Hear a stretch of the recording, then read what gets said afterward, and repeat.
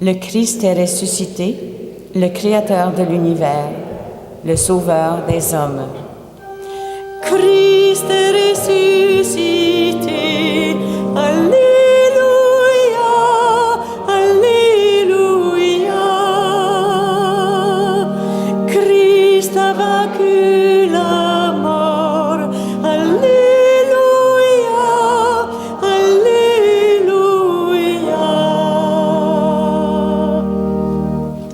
Le Seigneur soit avec vous. Et avec votre esprit. Évangile de Jésus-Christ selon Saint Jean. Gloire à toi, Seigneur. Jésus se manifesta encore aux disciples sur le bord du lac de Tibériade, et voici comment. Il y avait là Simon-Pierre avec Thomas, dont le nom signifie jumeau, Nathanaël de Cana en Galilée, les fils de Zébédée et 2 autres disciples. Simon-Pierre leur dit « Je m'en vais à la pêche. » Ils lui répondent « Nous allons avec toi. » Ils partirent et montèrent dans la barque. Or, ils passèrent la nuit sans rien prendre. Au lever du jour, Jésus était là, sur le rivage, mais les disciples ne savaient pas que c'était lui. Jésus les appelle, « Les enfants, aurez-vous un peu de poisson ?» Ils lui répondent, « Non. » Il leur dit, « Jetez le filet à la droite de la barque et vous trouverez. » Ils jetèrent donc le filet et cette fois, ils n'arrivaient pas à le ramener tellement il y avait de poissons. Alors, le disciple que Jésus aimait dit à Pierre, « C'est le Seigneur. » Quand Simon-Pierre l'entendit déclarer que c'était le Seigneur, il passa un vêtement car il n'avait rien sur lui. Et il se jeta à l'eau. Les autres disciples arrivent en barque, tirant le filet plein de poissons. La terre n'était qu'à 100 mètres, et en débarquant sur le rivage, ils voient un feu de braise avec du poisson posé dessus et du pain. Jésus leur dit, « Apportez donc de ce poisson que vous venez de prendre. » Simon-Pierre monta dans la barque et amena jusqu'à terre le filet plein de gros poissons. Il y en avait 153. Et malgré cette quantité, le filet ne s'était pas déchiré. Jésus dit alors, « Venez déjeuner. » Aucun des disciples n'osait lui demander, « Qui es-tu » Il savait que c'était le Seigneur. Jésus s'approche, prend le pain et le leur donne, ainsi que le poisson. C'était la 3e fois que Jésus, ressuscité d'entre les morts, se manifestait à ses disciples. Quand ils eurent déjeuné, Jésus dit à Simon-Pierre, « Simon, fils de Jean, m'aimes-tu plus que ceux-ci » Il lui répond, « Oui, Seigneur, je t'aime, tu le sais. » Jésus lui dit, « Sois le berger de mes agneaux. » Acclamons la parole de Dieu. Louange à toi, Seigneur Jésus.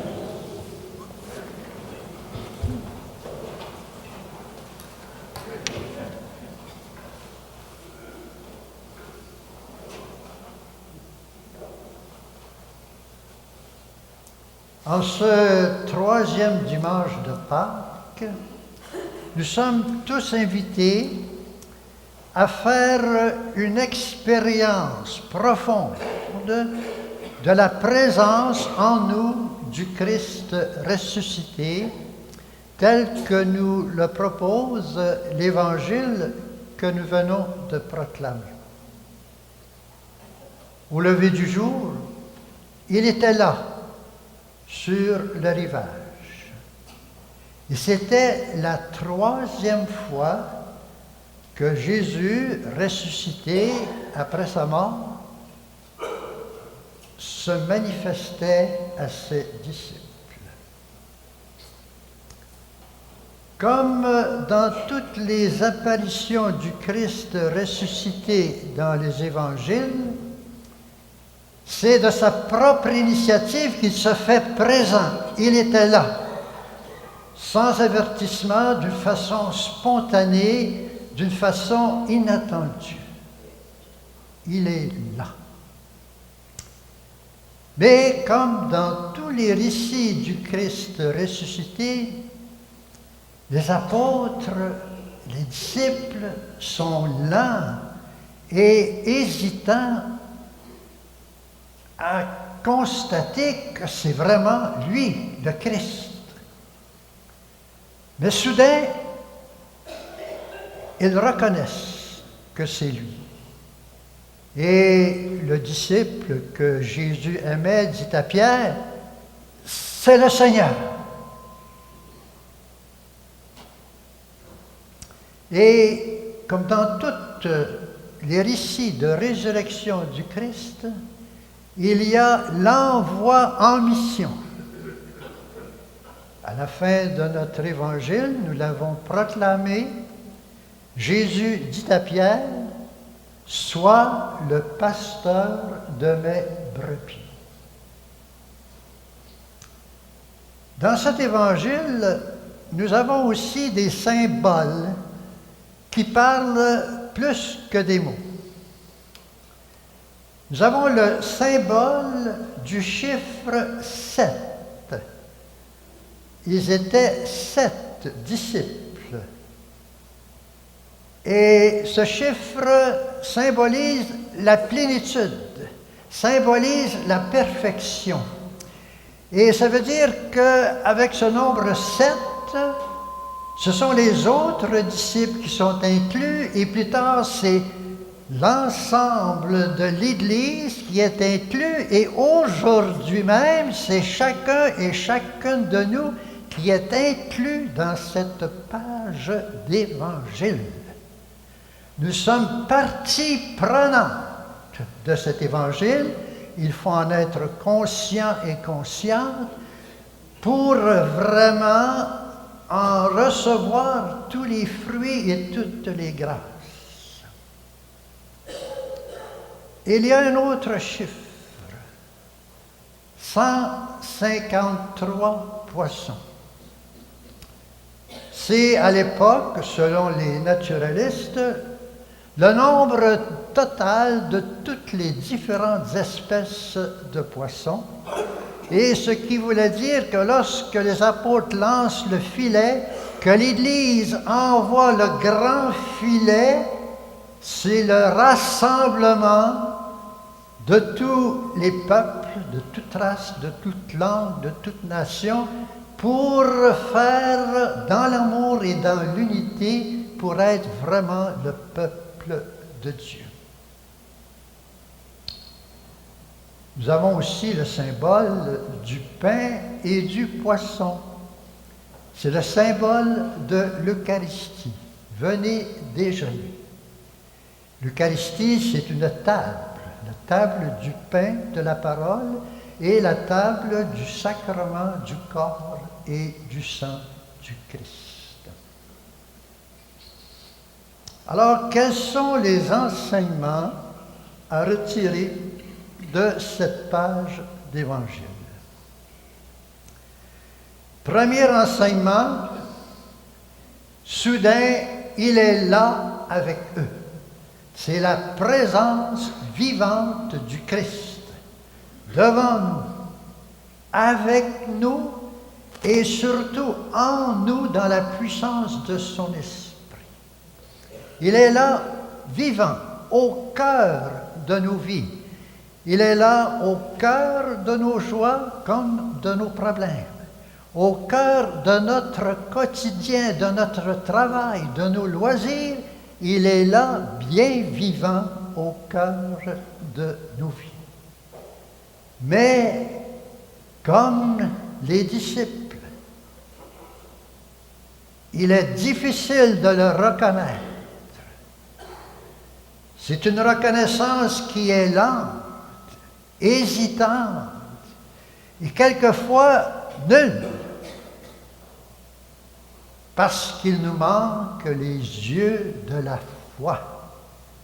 Des yeux qui voient plus que l'événement, des yeux qui voient plus que les circonstances, les yeux qui voient la présence de Dieu. Est-ce que nous sommes vraiment attentifs à cette présence du Christ, sa présence dans la parole de Dieu, sa présence dans l'assemblée qui célèbre, comme ce matin, lorsque 2 ou 3 ou plus sont réunis en mon nom, je suis là au milieu d'eux. Sa présence dans les sacrements, surtout cette présence spéciale dans l'Eucharistie, où nous devenons corps à corps avec lui. Sa présence dans les personnes qui nous entourent. Il est là au cœur de nos vies. Deuxième enseignement, Jésus demande notre collaboration. Jetez les filets à droite de la barque et vous trouverez.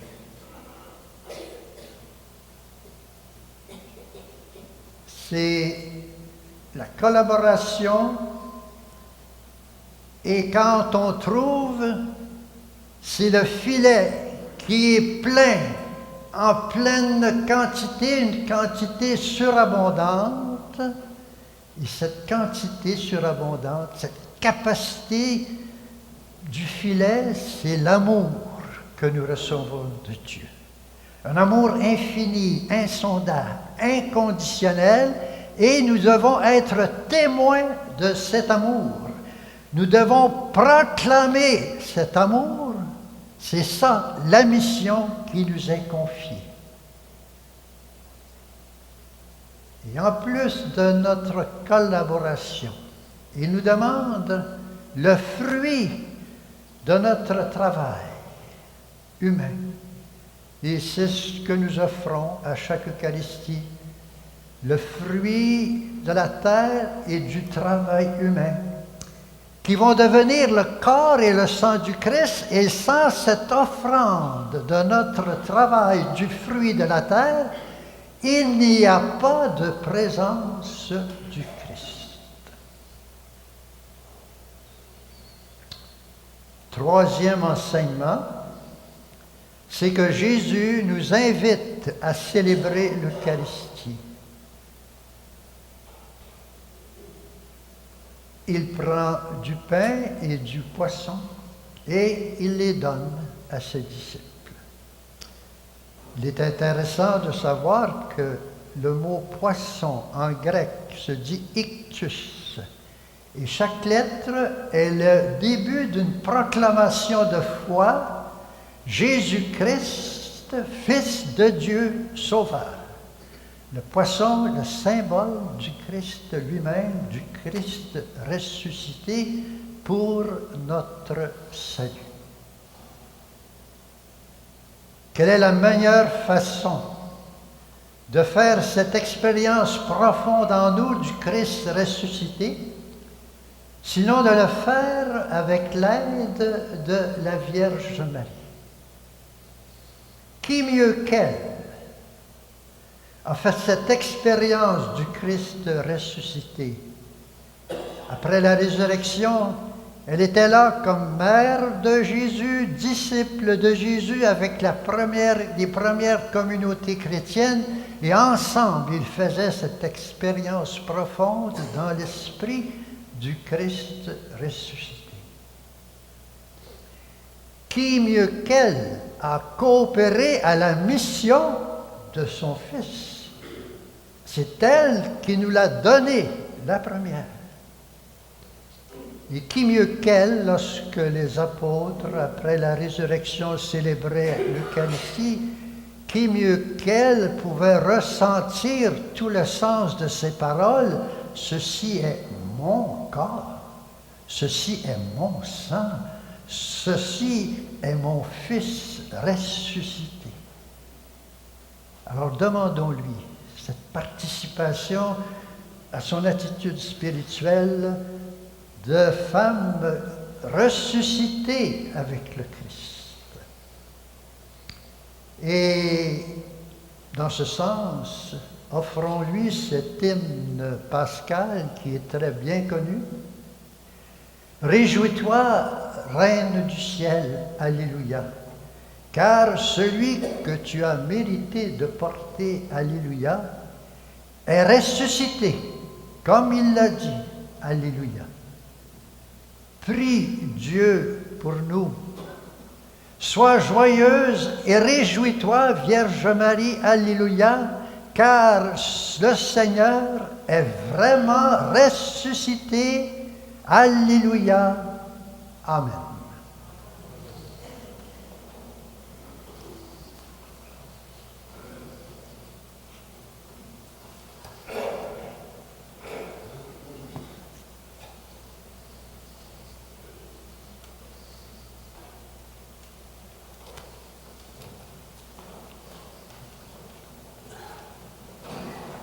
Je vous invite